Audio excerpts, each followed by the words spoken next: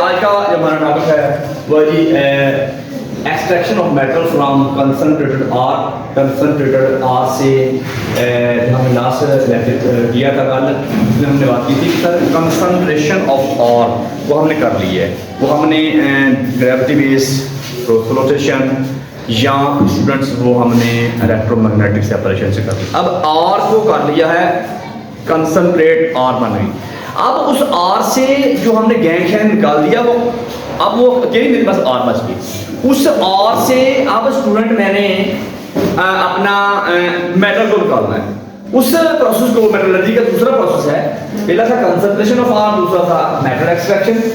तो मेटल की एक्सट्रैक्शन जो है वो दो तरीकों से होती है, केमिकल रिडक्शन है या इलेक्ट्रोलाइटिक प्रोसेस है। केमिकल रिडक्शन का मेथड पढ़ते हैं कि सर मेटल को एक्सट्रैक्ट करना हमने आर से, कंसंट्रेटेड आर से। तो पहला मेथड है उसमें से रोस्टिंग। रोस्टिंग क्या है कि आपने कंसंट्रेटेड आर को गर्म करना है। तो वो एक खास तरह की भट्टी होती है, बहुत हाई टेम्परेचर के ऊपर है, बहुत ज्यादा हवा की मौजूदगी में कंसंट्रेटेड आर को हाई टेम्परेचर के ऊपर हवा की मौजूदगी में गर्म करना है। देखते हैं कि कंसंट्रेटेड आर जो है इसको हवा की मौजूदगी में गर्म करना होता है। जो कंसंट्रेटेड आर है उसको खास तरह की भट्टी के अंदर आपने गर्म करना होता है, बहुत ज्यादा हाई टेम्परेचर के ऊपर, बहुत ज्यादा टेम्परेचर के ऊपर, हवा की ज्यादा मौजूदगी में बहुत ज्यादा टेम्परेचर के ऊपर कंसंट्रेटेड आर को गर्म करने के प्रोसेस को बोलते हैं रोस्टिंग। इसकी मिसाल है कि सर कॉपर पाइराइट जो है वो उसको बहुत ज्यादा हम लोग गर्म करते हैं हाई टेम्परेचर के ऊपर, एक हाई अवेलेबिलिटी ऑफ एयर के अंदर स्ट्रांगली उसको हीट करते हैं, तो ताकि इसको हम लोग कॉपर सल्फाइड और फेरस सल्फाइड में कन्वर्ट कर दें और इम्प्योरिटी वगैरह इससे ऑक्सीजन के साथ रिएक्ट करके वो ऊपर उड़ जाएं गंधमान जो है। तो सर एक बहुत बड़ी जो भट्टी है उसमें हमें ये प्रोसेस करना होता है। तो वो अब देखते हैं कि ये मेरे पास ये एक भट्टी है, उसको बना के आपको बताता हूँ कि ये एक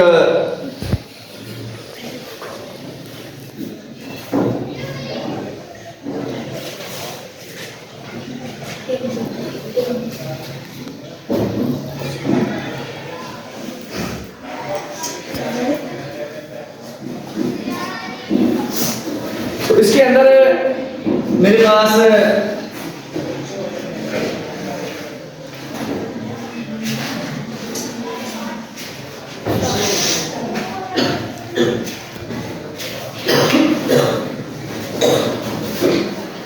एयर ब्लास्ट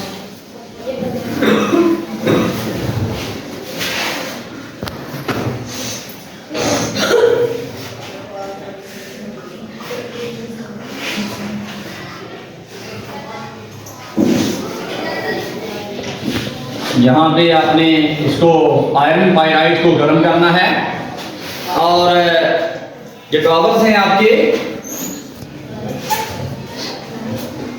इसके बाद है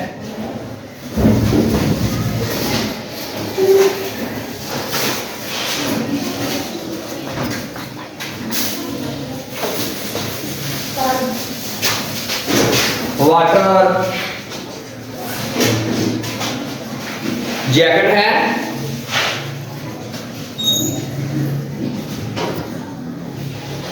इसके बाद ये नेटे हैं,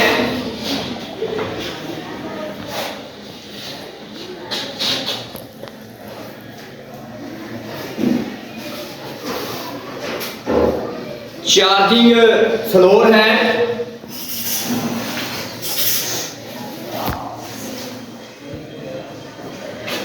ये कुछ इसकी स्ट्रक्चर दिखाई स्टूडेंट आपको कि ये ऊपर से गैसेस वगैरह निकल रही हैं।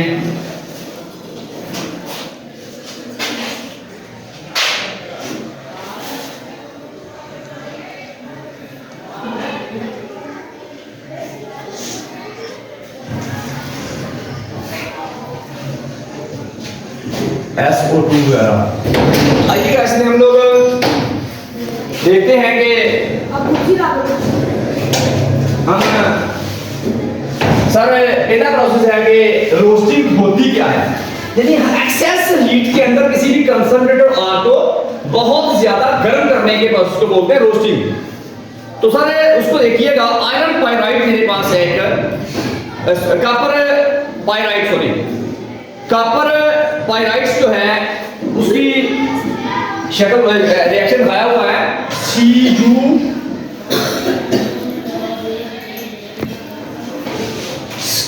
कॉपर पाइराइट को क्या गर्म करना है CuFs2। जब स्टूडेंट्स इसको हम लोगों ने गर्म करना है तो होना क्या है, ऑक्सीजन की मौजूदगी में इसको मैंने गर्म किया, बहुत ज्यादा मैंने हीट किया इसको। कॉपर पाइराइट, ये आपको पेपर में सवाल आएगा, कॉपर पाइराइट क्या होता है। पाइराइट इसको मैंने एक्सेस ही ऑक्सीजन के अंदर गर्म किया है, तो क्या बना मेरे पास, जस्ट पहले रोस्टिंग के प्रोसेस के अंदर क्या करना, भट्टी के अंदर मैंने गर्म किया है बहुत ज्यादा हीट के ऊपर, ज्यादा ऑक्सीजन की मौजूदगी में, तो मेरे पास CuS2 बना,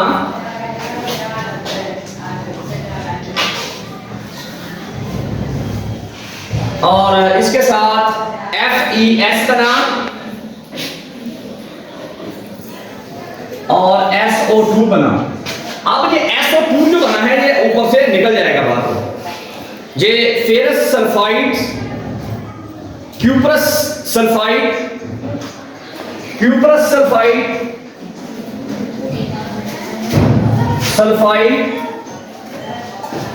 फेरस सल्फाइड, ये दो चीजें बन गई मेरे पास। ये गंदमान ऊपर से गैस निकल गई। क्या किया है, कॉपर पाइराइट को बहुत हाई टेंपरेचर के ऊपर, ऑक्सीजन बहुत ज्यादा थी, हवा बहुत ज्यादा थी, उसमें गर्म किया है कॉपर पाइराइट को। क्यूप्रस सल्फाइड और फेरस सल्फाइड दो चीजें बन गई मेरे पास, इसे कहते हैं रोस्टिंग। सर स्मेल्टिंग क्या होती है, स्मेल्टिंग इससे नेक्स्ट प्रोसेस है कि इसको हम मजीद गर्म करते हैं, रोस्टेड आर को जब हमने, ये रोस्टेड आर मेरे पास आ गई हैं, इनको मैंने जब मजीद गर्म करना है उसे बोलते हैं स्मेल्टिंग।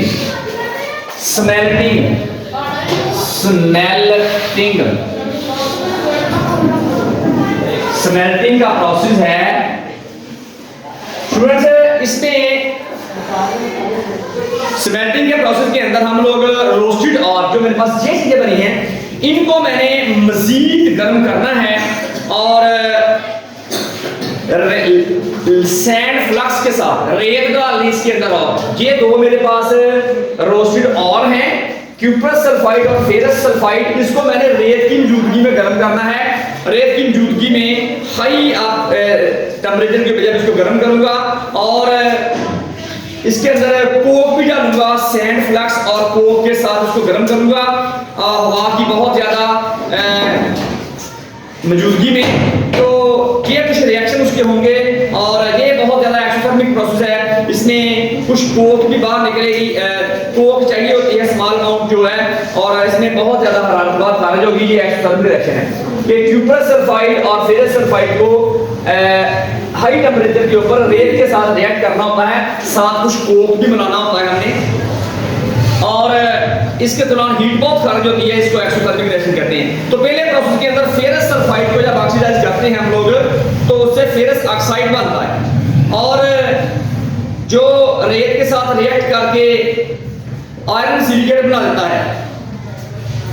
और ये देखिएगा सर पहला प्रोसेस जो मेरा इसमें है, ये एक फर्नेस है, इसमें मैं गर्म करूंगा, ये मेरे बाहर निकल गई गैस है। जब मैं अपना फेरस सल्फाइड जो मेरा पहला प्रोसेस है सर FeS, इसको रेत के साथ जब रिएक्ट करूंगा तो क्या बनना है, FeS सॉरी रेत के साथ ही अब ऑक्सीजन के साथ रिएक्ट होगा, रेत के साथ दूसरी तरफ जाना, ऑक्सीजन के साथ हाई अमाउंट में ऑक्सीजन मुझे मेरे पास अवेलेबल है, फेरस सल्फाइड कि इस फेरस सल्फाइड का ऑक्सीजन के साथ ये असल में ना स्मेल्टिंग जब आती है तो इसमें ये प्रोसेस ये रिएक्शन चेक किए जाते हैं कि बच्चे के रिएक्शन ठीक है।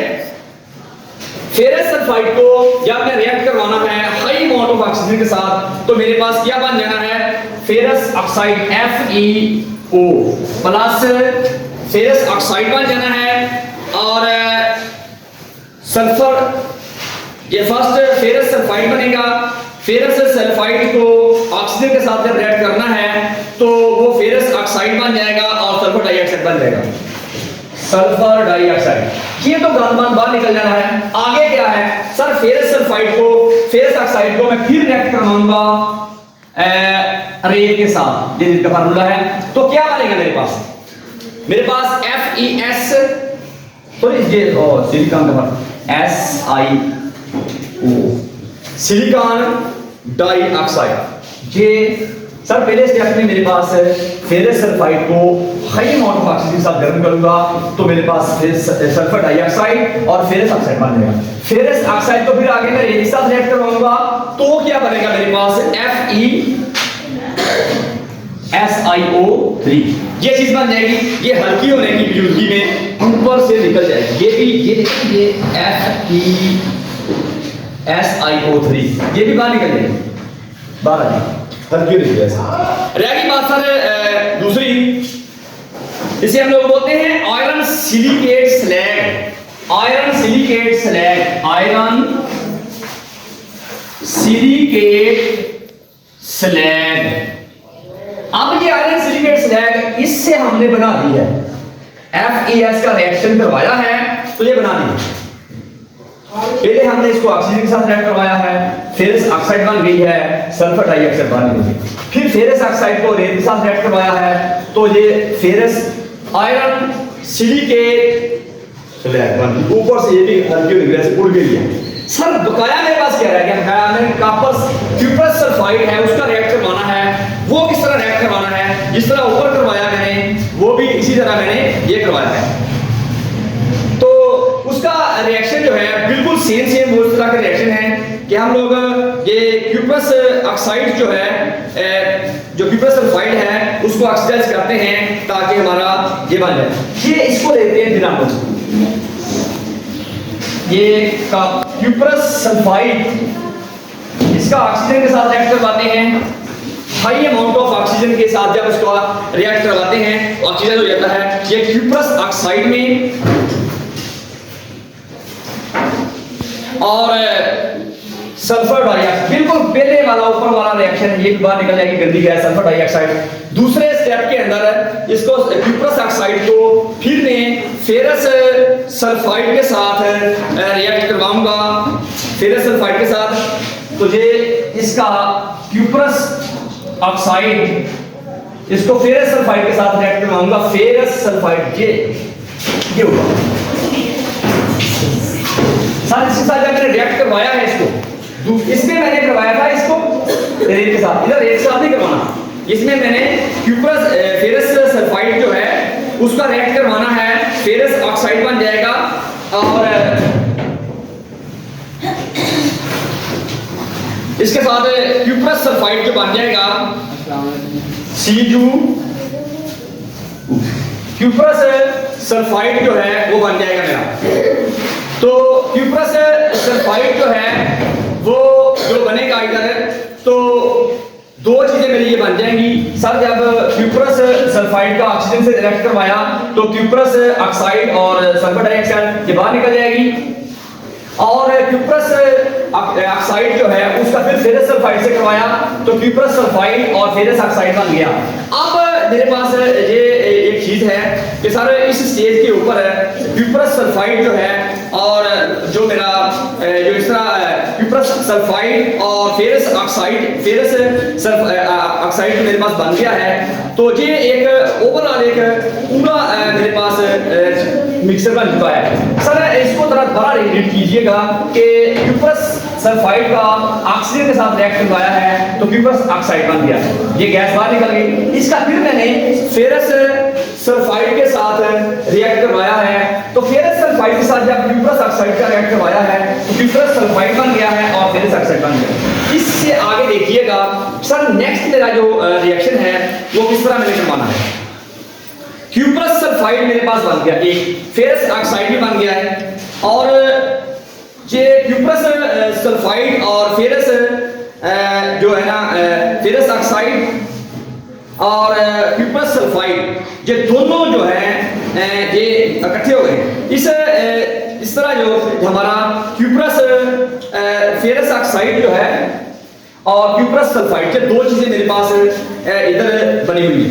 अब इस तरीके से फेरस सल्फाइड जो है, फेरस सल्फाइड और क्यूप्रस ऑक्साइड दोनों का रिएक्ट करवाया है तो इससे क्यूप्रस सल्फाइड और फेरस ऑक्साइड बन चुका है।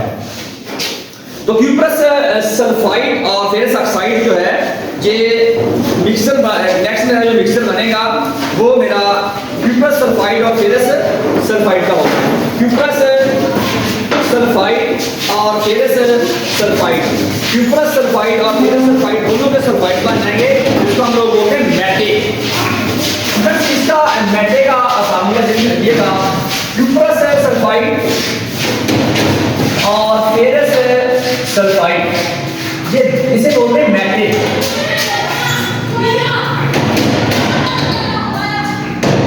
ये मैटे जो है सर इस स्टेज के ऊपर ये रिएक्शन करवा के ना मेरे पास ये जो इधर से लेके आया था फेरस क्यूप्रस सल्फाइड के साथ, क्यूप्रस सल्फाइड को ऑक्सीजन से रिएक्ट करवाया है तो क्यूप्रस ऑक्साइड, इसका जब मैंने फिर को रिएक्ट करवाया है फेरस सल्फाइड के साथ तो फेरस सल्फाइड इससे रिएक्ट करेगा तो क्यूप्रस सल्फाइड और फेरस ऑक्साइड बन गया। अब क्यूप्रस सल्फाइड और फेरस सल्फाइड दोनों का एक मिक्सचर है, क्यूप्रस सल्फाइड और फेरस सल्फाइड, इसे कहते हैं मैटे।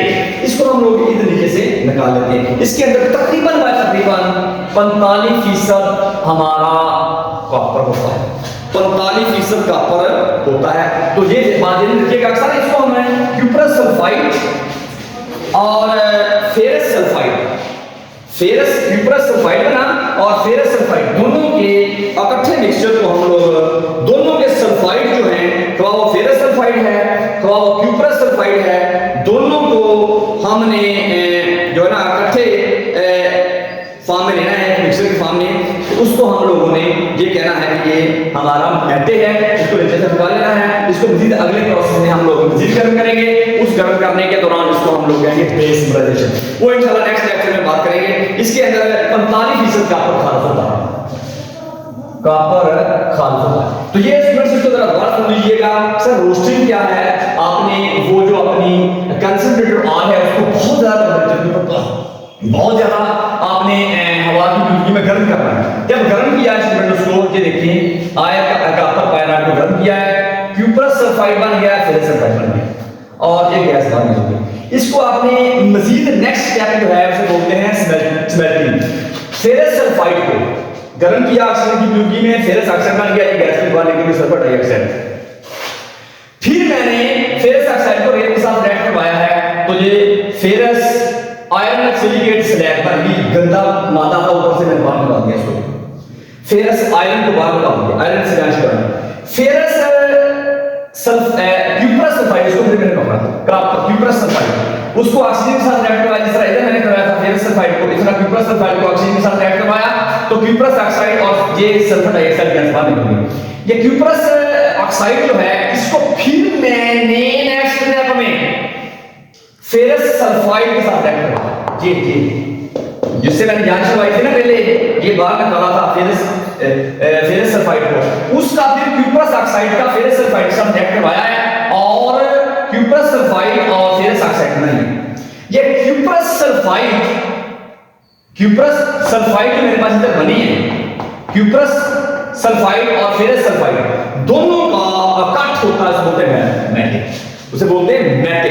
ये है मेरा मैटे, इसको हम लोग इधर से नीचे से बाहर निकाल देते हैं। उसको नेक्स्ट स्टेप में हम लोग दोबारा गर्म करेंगे अगले स्टेप के अंदर कि मैटे से हम लोगों ने, मैटे के अंदर 45% कॉपर खारिज होता है और और उसको हमने मजीद आगे प्रोसेस में बेसलाइजेशन के अंदर ले जाके इंशाल्लाह नेक्स्ट लेक्चर में बताएंगे किस तरह गर्म करते हैं, किस तरह उसमें से 99% जो है या अपने जो जितने भी परसेंट है वो क्रिस्टल कॉपर वगैरह हम लोग किस तरह से हासिल करते हैं। उम्मीद करते हैं यहाँ तक आपको ये टॉपिक समझ में आ गया होगा। मिलते हैं एक नई वीडियो के साथ। अपना अपने प्यार का ख्याल रखिएगा। पाकिस्तान जिंदाबाद।